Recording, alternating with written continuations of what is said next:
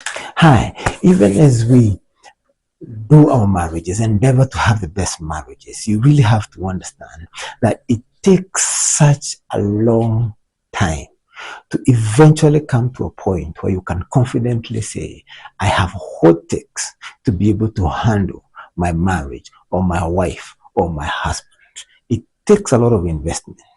It takes almost half of your marriage life to come to a point where you can confidently say, I can do this thing. Just in case you're at a point in your marriage and you're feeling like giving up. And a lot of people feel that way. But you have to understand and be willing to put the amount of investment and work that is required to come up with a beautiful and a strong marriage. Nothing comes up in a day. Nothing happens within a short time. For anything good to happen, one of the things it will take is time.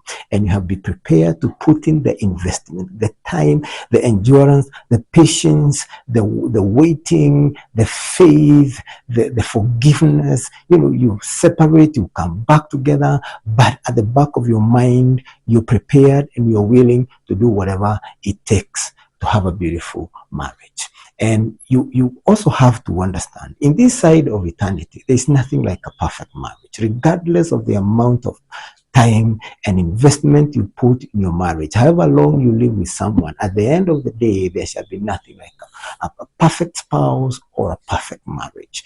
You got to come to a place where you learn to live and to do marriage with who you chose. You have to come to that point. Otherwise, it shall be something that is unbearable.